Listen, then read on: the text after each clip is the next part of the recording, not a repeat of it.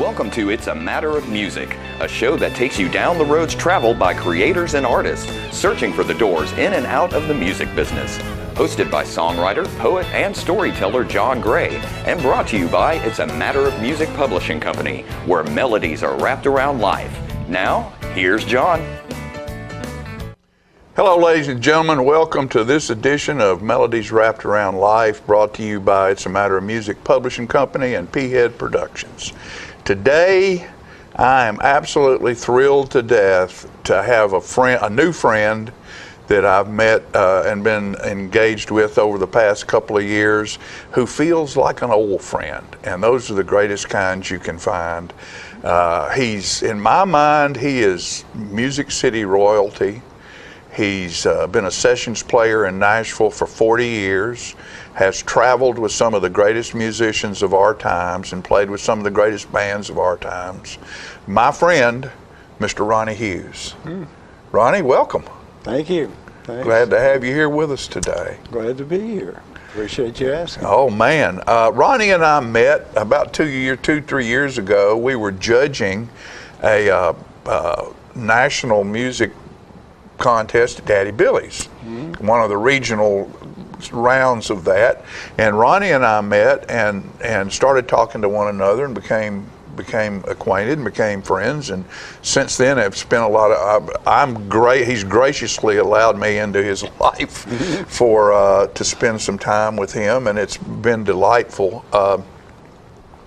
Ronny, I want you to tell the story about how this started. You were a young man living out in West Tennessee, 17 years old? Tell us how you got from hanging refrigerator doors on refrigerators to Music Row. Okay. Well, I did have a job in the only little factory that anybody worked in my county, Decatur County, Tennessee, just across the river, but right on the Middle Tennessee line.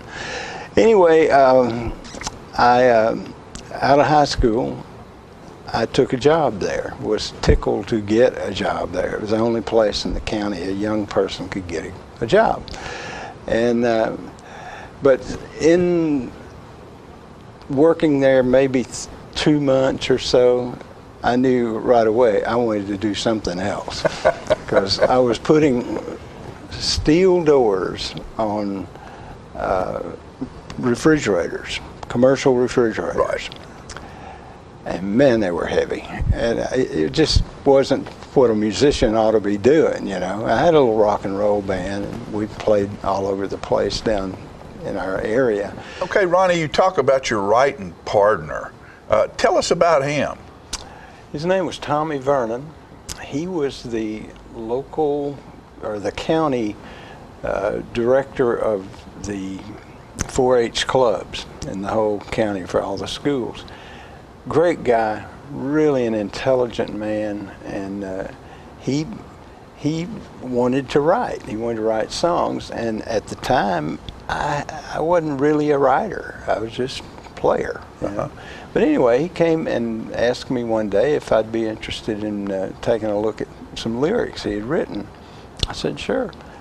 And that started a relationship as songwriters and friends, and he became truly one of the best friends I ever had. He was a wonderful guy. He passed away about 2 years ago, maybe, and anyway, just a great guy. I miss him very much, but we wrote a lot of really good songs together. Did you? Several of them songs. cut too. Yeah.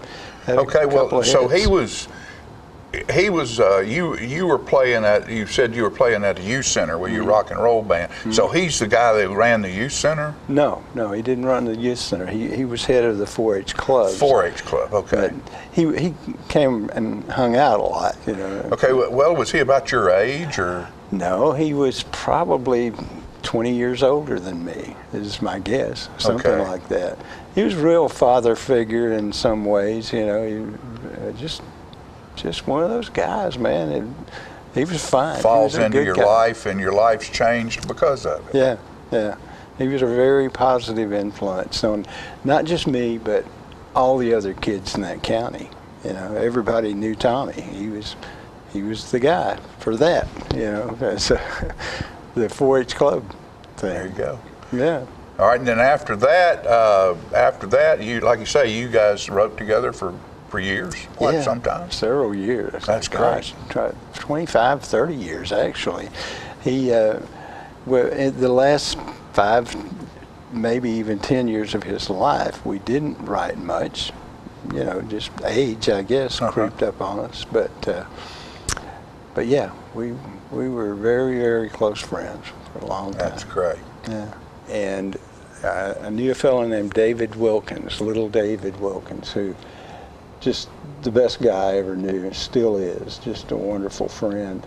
But he liked, I played in his band in a beer joint. And that's the only place there was to play when the youth center closed. But anyway, he liked what I did as a writer, and he had me and my writer partner come to Nashville, and Audie Ashworth at Hubert Long's, whatever, big deal, liked the songs. And so we go in and do a demo session with John Wesley Riles was singing the songs, and had Charlie McCoy, Kenny, can't remember his last name now, but anyway, best players imaginable. They were all just great, and we did it at Wayne Moss's studio, Cinderella Sound, which later became real famous as a great studio. Anyway, we cut 4 songs, and they take them back, and the first day after we did that session, Audie calls me back about 3 or 4 days later and said, am I taking too long with this? No, heavens no, we got all the time in the world. He said, I just saw myself in that monitor over there, and I thought, who is that old gray-haired guy? That's a good-looking man over there. Anyway, Audie took the session over to he pitched it to a big-time producer, and 3 or 4 days later, he called me back and said, this was like Tuesday of the week, I think. He said, could you come back to town this coming Monday? This is like a week. 3 this is days happening in 3 days. Yeah. And I said, no, man, I got a job. I'm putting those refrigerator doors on every day and just having a big time. But I said, I can't. I said, it's the only job I could even think about getting in this little county right now. You know, that's just the way it is. And well, weren't you at that point? You were kind of trying to put money together to go to Peabody. Well, yes and no. I never dreamed I could go to Peabody. I mean, you know, that's like going to Vanderbilt. It ain't cheap. It wasn't cheap then. But the next few days made a pretty big difference. When he asked if I could come back, and on that following Monday, I think, I started giving him excuses why, and he said, Ronny, I said, it's the only job I can get. I said, if I lose it, I'm in a mess. And really, truly was not planning on trying to go to college at the time, because we just didn't have that kind of money. And so sorry, I'm losing my train of thought. What did he tell you? You better come? Yeah, he said, eventually in the conversation, he said, Ronny, I think after Monday, you probably won't need that job. That perked me up real good. I thought, what in the world does it happen like this?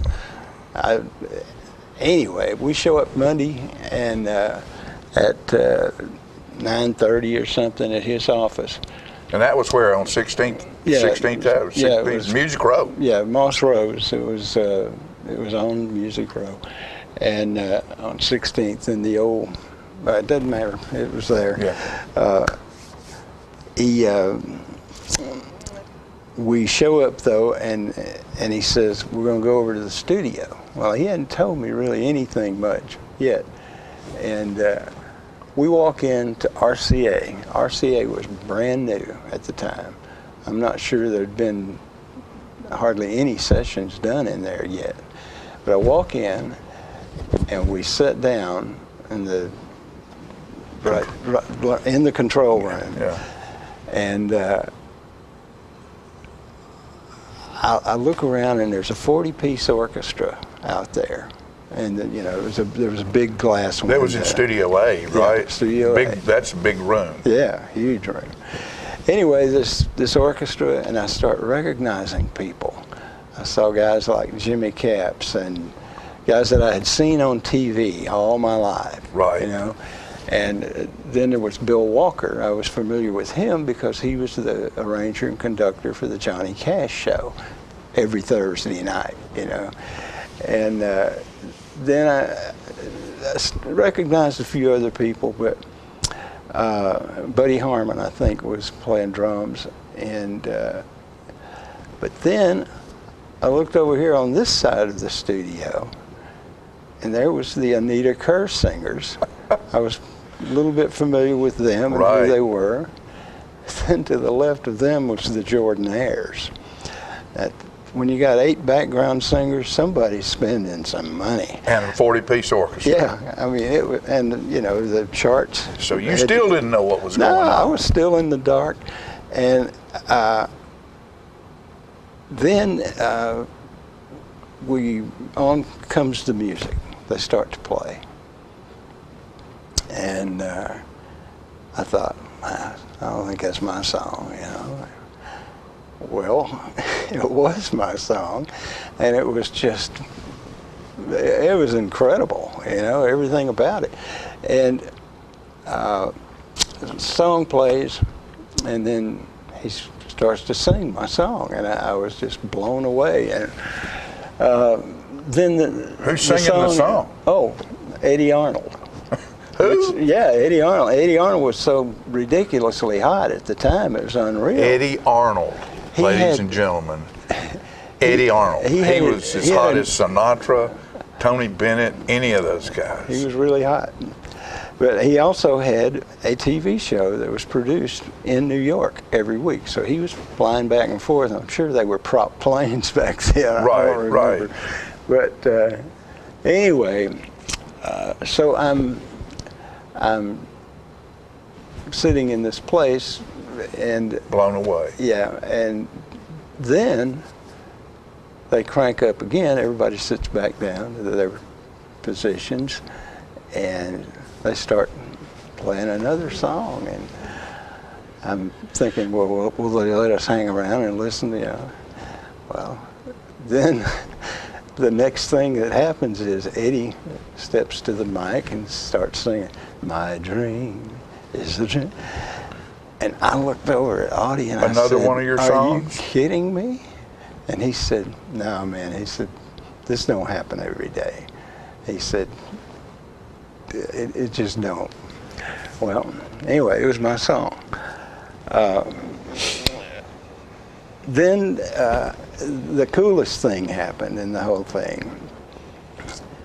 Eddie, well, actually, before that, right before the playing that song, I heard Eddie say from the vocal booth, he said, "Hey, Chet, I want to put some harmony on My Dream." Now, I had no idea My Dream was in the mix then, but it got my attention. But what got my attention more was I was a guitar player. I mean, the biggest Chet Atkins fan on the planet. I had to be. I mean, he was just... And you're 17. Yeah, just turned 17.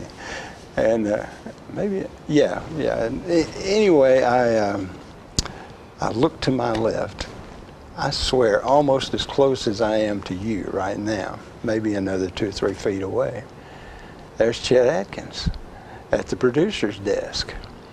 And then the console, it looked like it was as long as this whole area here. I don't know how big it really was, but I'm just blown away, not knowing how, being a dumb little country boy too, you know, it was just overwhelming. Well, then after the 2 songs were, the vocals were done and they're breaking for a few minutes, Eddie Arnold comes in the room and he comes straight over to me. I mean, didn't stop and talk to anybody, just came looking for me. And he said, "Are you the young man that wrote those last 2 songs I just did?" I said, "Yes, sir, I am." He said, "They're absolutely some of the best songs I ever heard." And he said, I can't thank you enough for allowing me to record those songs." And I'm thinking, is this the way it goes? Normally not. Yeah, it was very abnormal, and it was, oh man, it was a day that. And your hometown, it was? Scotts Hill. Scotts Tennessee. Hill. So, excuse me, here's a 17-year-old from Scotts Hill, goes to Nashville, skips a day of work, goes to Nashville, hands over a couple of songs, and a week later, he's sitting in Studio A with Eddie Arnold, the Anita Kerr Singers and the Jordanaires, and 2 of the songs that you took were recorded. The first song was Walking in Loveland. Walking in Loveland, which ended up being the title of that album. That's right, yeah. And the second song was My Dream. And I want you folks to go back and look up Eddie Arnold's stuff and listen to those 2 songs that Ronny Hughes wrote. Walking in Loveland was the title cut, but the song My Dream, to me, is brilliant. It's one of the best songs I've ever heard. Well, thanks. And so you're 17 years old, and your stars have been changed instantly. Yeah. And because of that, what changes took place in your life from being hanging refrigerator doors? Yeah, that obviously the next day I gave notice, but they let me go early. But I wanted to go to college if I could somewhere, but I didn't think that would ever happen because we weren't rich. But so I want to be in school in Nashville because that's where you are. And I had 2 brothers that lived in Nashville, so that was great. And so I go, though. This is really funny, especially if anybody knows about what happened back then. But in that year, 1968, 69, 70-ish, that's the year that all the 3 universities, the big universities in Nashville, all started to kind of open their doors, I think, to musicians, working musicians, that became working musicians, I guess. And so man, I'm drawing a blank on you here. I apologize. It's okay. I'm assuming you got. Well, but you ended up being able to be a student at Peabody. Yeah. So I go over. Here's the way that went, though. I was raised in the Church of Christ. So first, I go to Lipscomb, and I want to talk to the director of music, School of Music at Lipscomb. And I told him what had happened, that I just had some success, and I wanted to go to music school there. And he was very nice, nicest man in the world. But he said, "You know, Ron, I'm not sure that would be a fit for us," I believe is the way he put it. And I was devastated. I thought, what's wrong? What's uncool about this? And anyway, so I leave, and I was stunned, but so I go over to Belmont. Now, this is the real strange part. 1968. I think in 1969 or 70 is the year Belmont became the music business thing. Right, you know? right.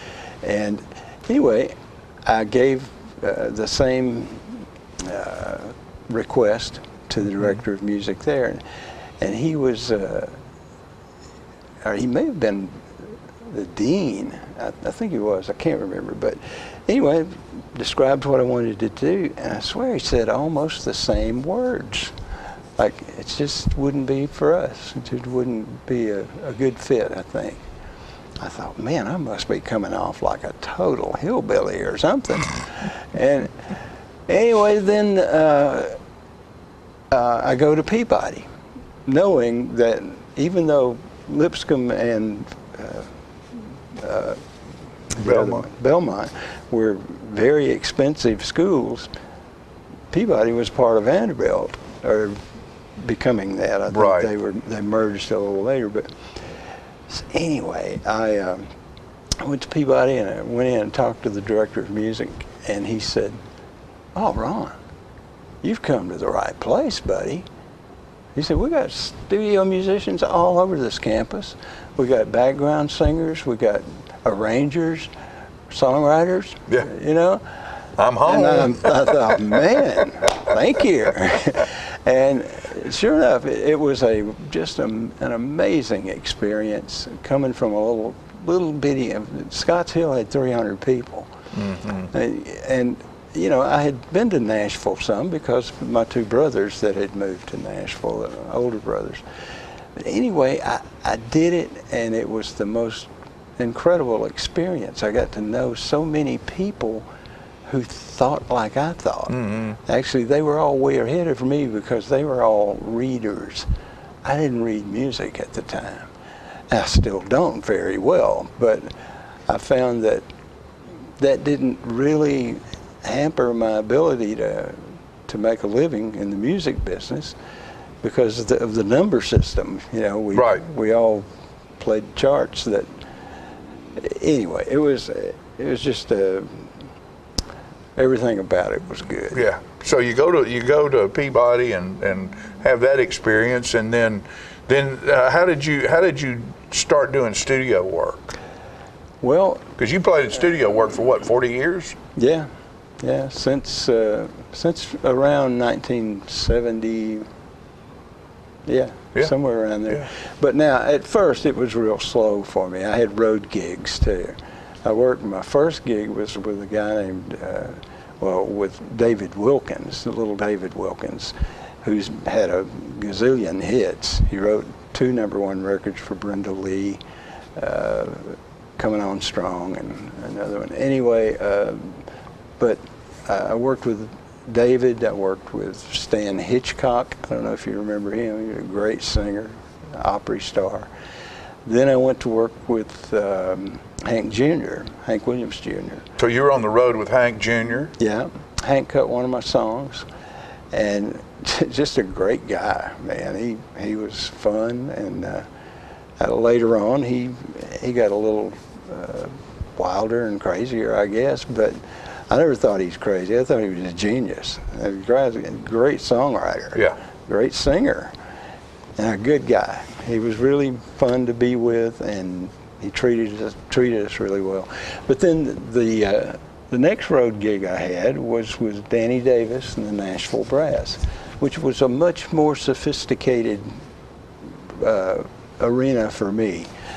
And two of the guys had PhDs in music and or doctorates. I don't know if they're PhDs. Well, so when you were with Danny Davis and the Nashville Brass, that means you probably played big gigs in New York and Vegas, and did you ever play for presidents? Yeah, played 2 inaugural balls. Played Richard Nixon's inaugural ball in 1977 or something like that.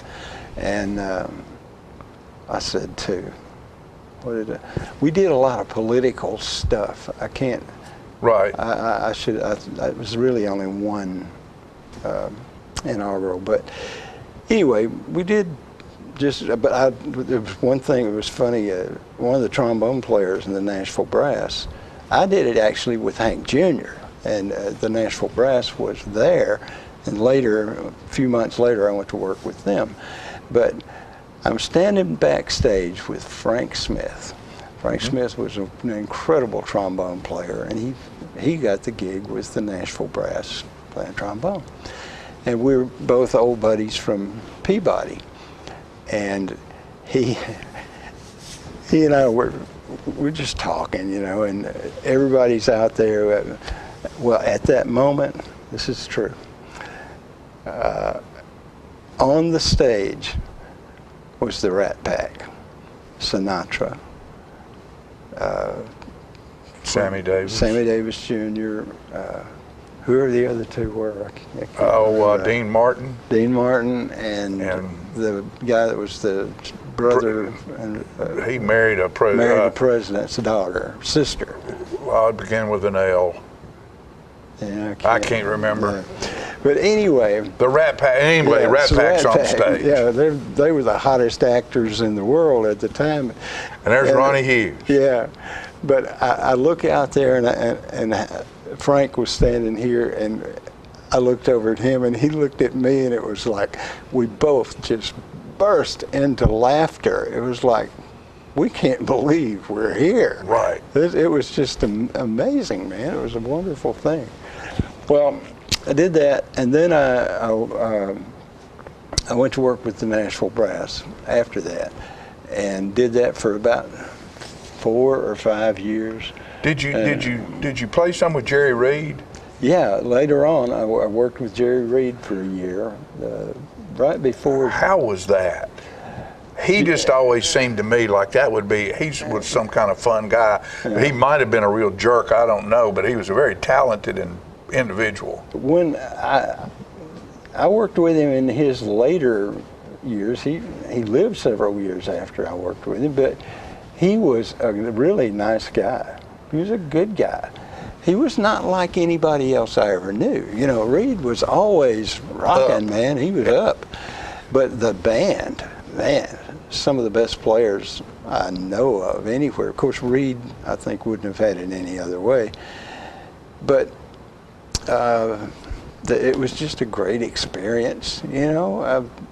It was a little. There was nothing but good about it. So that's Ronny Hughes on the road. Hank, Reed, Nashville Brass, some other ones. What about Ronny Hughes on media? Didn't you play it with the Waking Crew and did some work on the stage at the Grand Ole Opry as a player at the Opry? Yeah, the Waking Crew was boy, that was a blast. Billy Linneman, who's the bass player on that thing, and the evening shows, and he was a real busy guy around town. He hired me as his sub, and because he really couldn't do all he got hired for, and so that was a wonderful compliment, because as a Nashville musician, Billy was a rock. He was really a great bass player, and he wasn't a great jazzer, but he didn't care to be. He wanted to be the best track bass guy player, you get. Yeah. And then. What's the other question you asked? My age. Yeah. Oh, yeah. Then I got to know. Well, my brother, who lived over in Mount Juliet, he passed away just a few years ago. But anyway, he and Vic Willis and his wife Judy, my sister-in-law, they were friends with Vic and his thing, and. Anyway, I was at a party. I played a party playing and singing. I never really pushed the singing thing very much. Most of your playing with all these people was as a bass player. Yeah. Right. And Anyway, Vic is sitting over in the corner, and I didn't know, had no reason to know, and certainly didn't even have a thought about this. And Vic, I took a little break and went over and said hello to him, because naturally I knew who he was. And he said, would you be interested in doing the Opry with me? I said, yeah.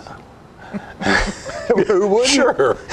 And so anyway, man, I became the lead singer for the Vic Willis Trio. We did the Opry every week, 2, 3, sometimes 4 shows in a week, especially if there was a matinee.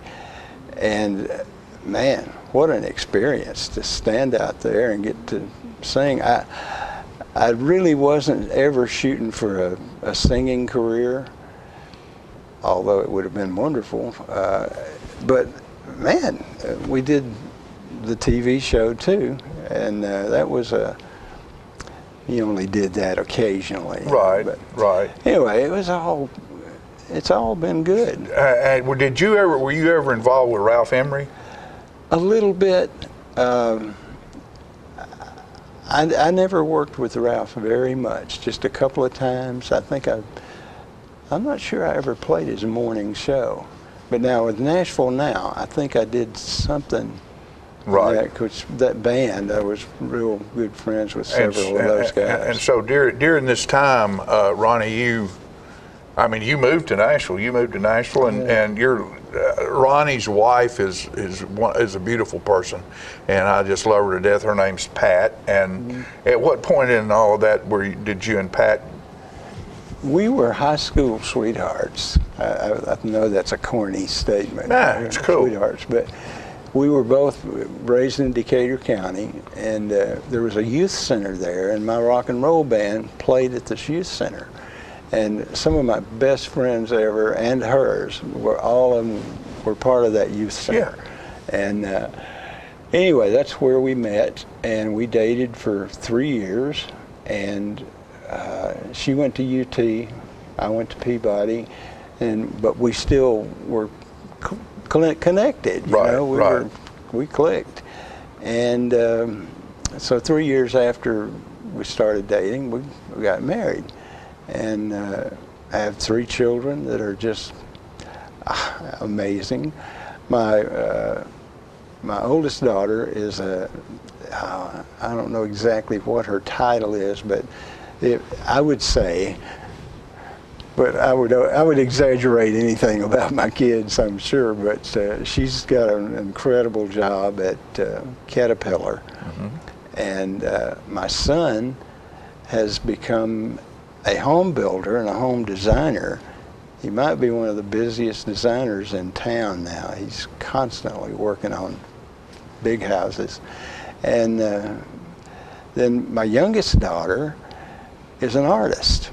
An incredible artist. Ronnie's house is filled with her work, and it is phenomenal. She is really gifted, and there's a little more to that I'll say. That just she paints, and the art crawls around Nashville. Right. She's a big part of that, different ones, and especially the one in Franklin, because we've lived in Franklin for 40 years.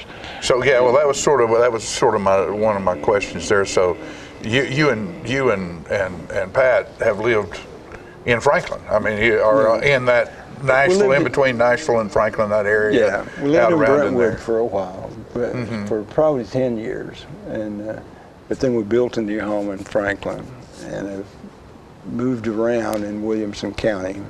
Well, you on the other side, that's another side of your life, in that all of a sudden here's a young man from the river down here in West Tennessee, and all of a sudden you're in Nashville, and all of a sudden you get married, and then you got to have somewhere to live. So you bought a piece of property out on Franklin Road or somewhere out in there, and built yourself a house. You bought a piece of property and built a house.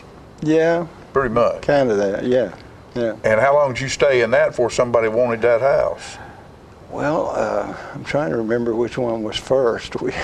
We've lived in a bunch of places. I love, my daddy was, he wasn't a builder, but he was too. He built some houses, but for himself, that he rented out to some people. Mm-hmm. But anyway, I'm not carpenter-like. I'm not gifted with that. My son, man, he's unbelievable. Yeah. I mean, he's just great. But anyway, so I did start building some houses as a hobby. And then I'm a gutsy guy. I don't know when to quit, you know. But every house we'd go up, you know, maybe a little bit bigger. Yeah. And anyway, built some really big, beautiful homes. And but Brian runs that now, my son. So ultimately, you build a house, somebody want it, see the house you built, want it, you sell it, go build you another one, yeah. A little bit bigger, yeah, a little bit fancier. Somebody wants that, you build. So all of a sudden, the music business that you're in has allowed you to be in the home building business. Yeah, yeah.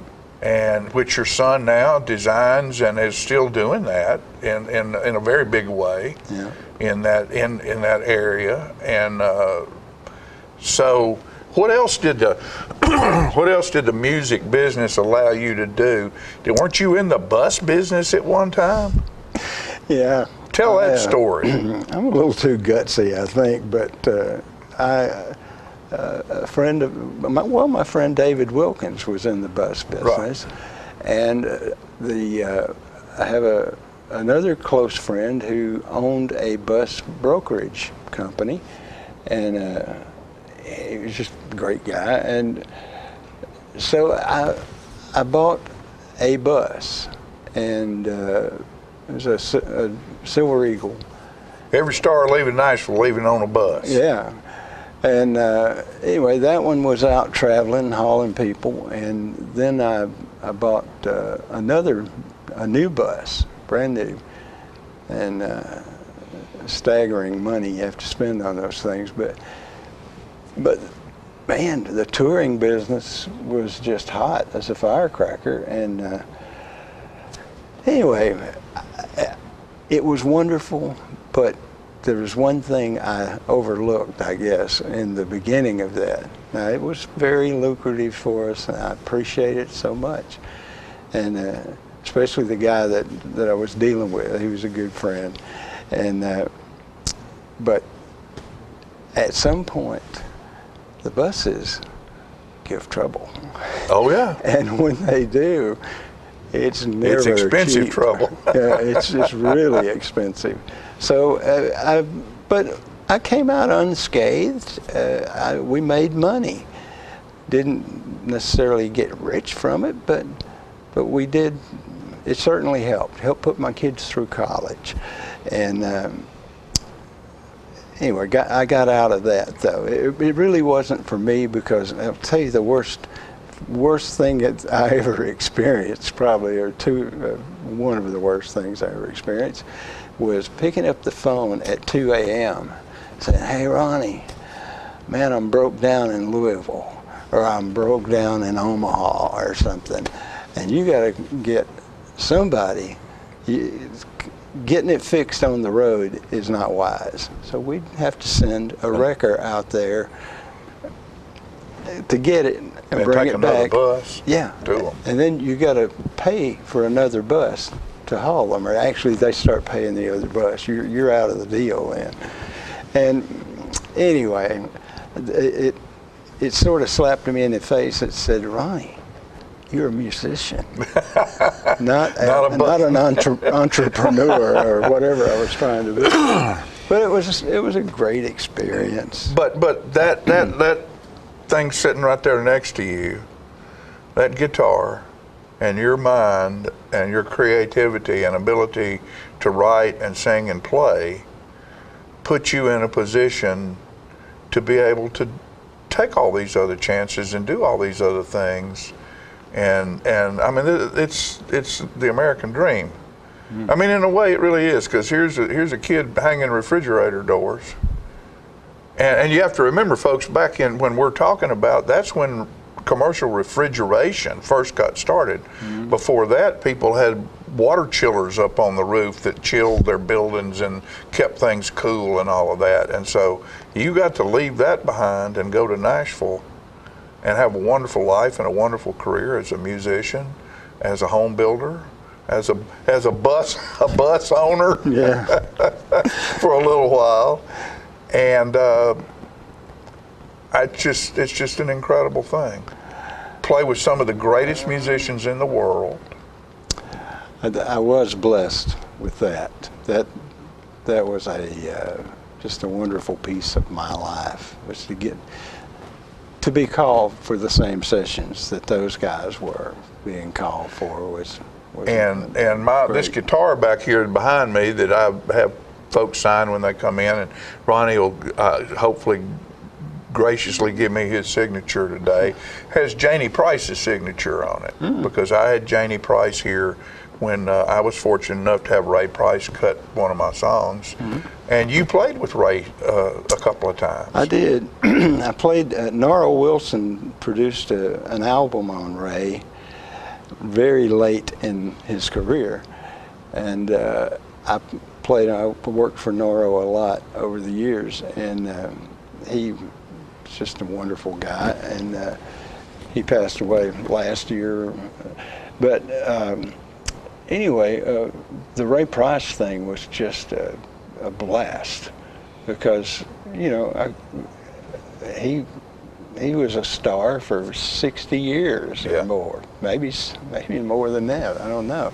But then after that album came out and did what it did, and it was very successful for him, it was a CBS deal.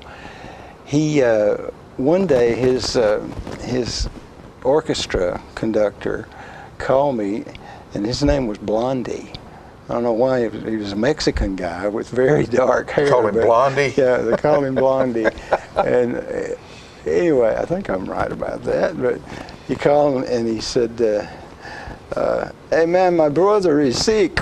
Well, his brother was the bass player. Right. And he said, we got to play tomorrow in Chattanooga, or actually that Lake Sylacauga or something like that down there. I don't know. Big old lake. Yeah, that's it. I wasn't very close. Okay, well. They won't like me there. But anyway, he said, would you consider coming down to play? It's on a Sunday, so, And I said, well, I think so. Let me run it by my wife and I'll call you back. And she said, oh yeah, that's fine. She said, and on top of that, the new aquarium opens tomorrow in Chattanooga. So we're going to make a double trip out of this thing. Right.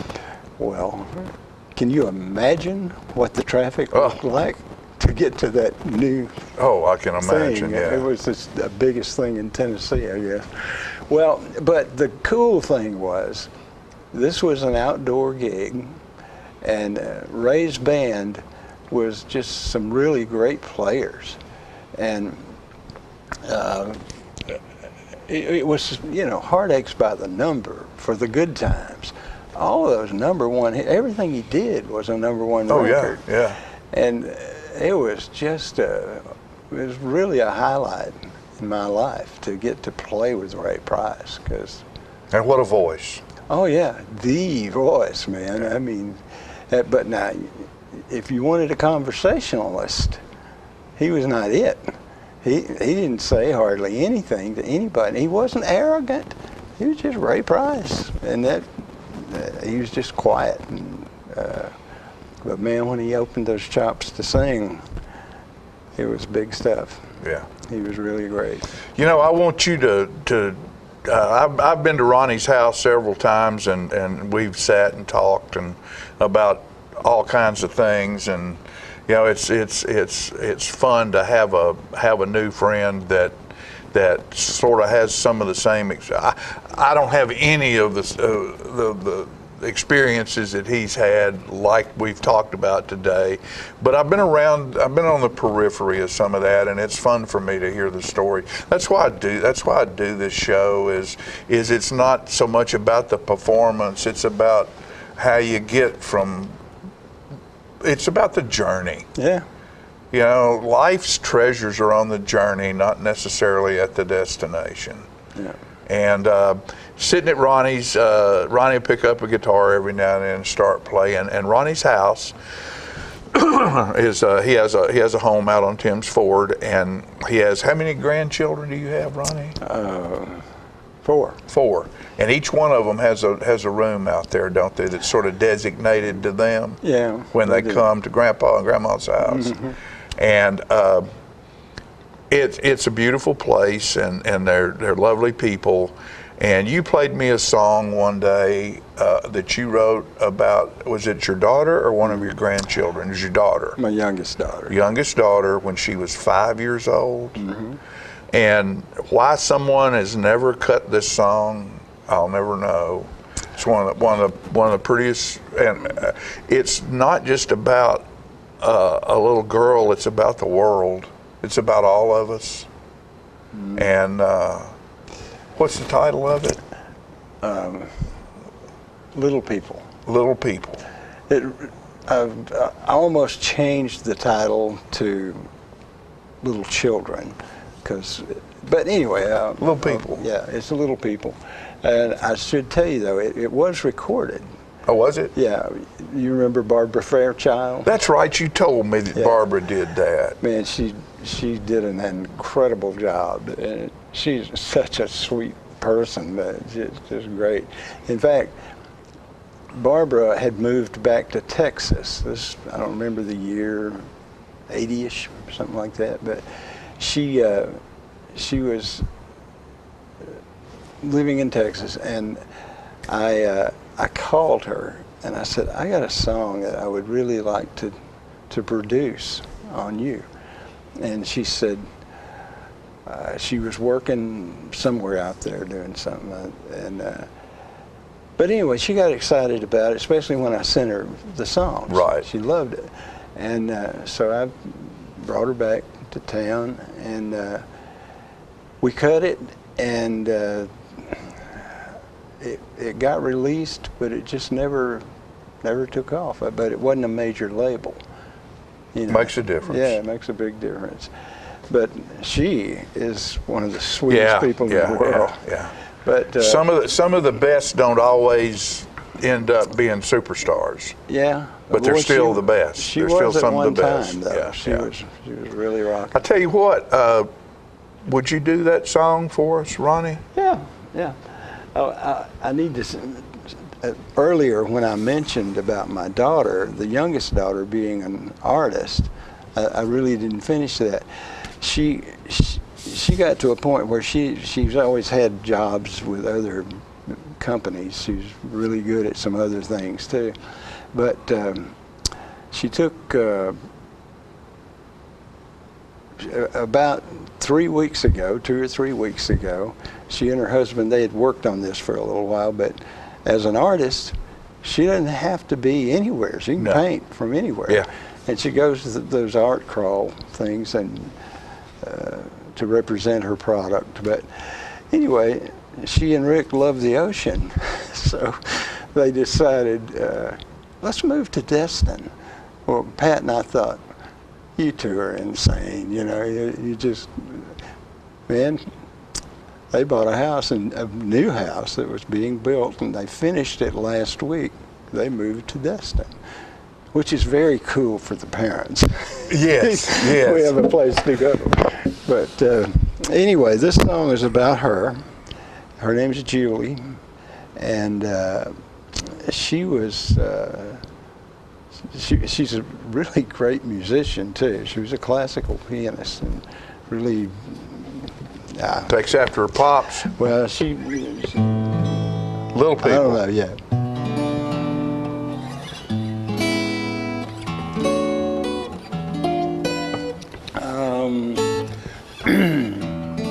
Hope I remember it okay. Just what you sing of it will be just fine.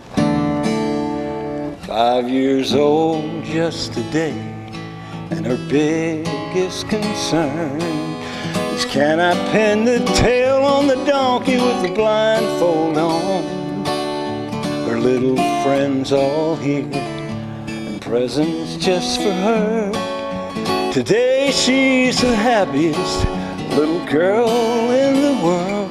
2 blue eyes that sparkle, blonde hair that feels like silk.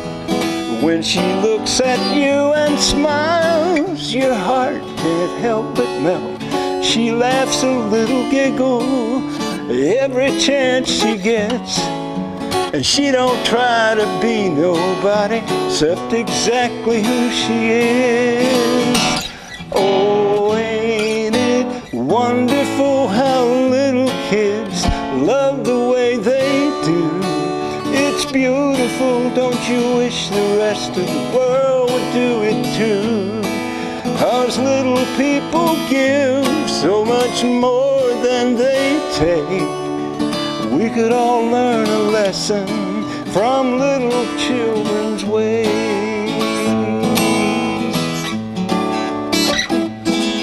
She knows that Jesus loves her. She knows she loves him too. Every day she tells me she loves mommy and me too. She'll give you a bear hug if you just ask her to. But now don't you get all her sugar, Grandma'll get you if you do. She likes Big Bird and Oscar, the Cookie Monster. Did I just sing this part? The Cookie Monster too. She can sing her ABCs like the kids on TV do. She can love an old stray dog as if he had a pedigree. Oh, red and yellow, black and white, they're just colors she can see. Oh, ain't it wonderful how little kids love the way they do? It's beautiful, don't you wish the rest of the world would do it too? 'Cause little people give so much more than they take. We could all use a lesson from little people ways. Oh, little people don't even know how to hate. We could all learn a lesson from little children's ways.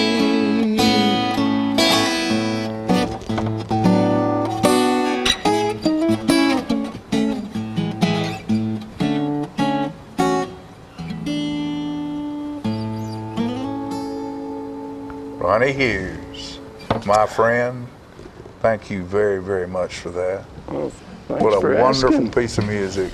Thank you. What a wonderful guy. Folks, I tell you what, this has been an enjoyable time for me.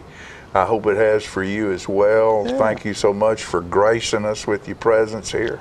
One of Nashville's brightest and best, and well, you've been involved with it for 40 years, and you've seen it rise, you've seen it fall, you've seen all the different things that happen in that industry and how it changes, and you've been blessed by the ability to be part of all of that.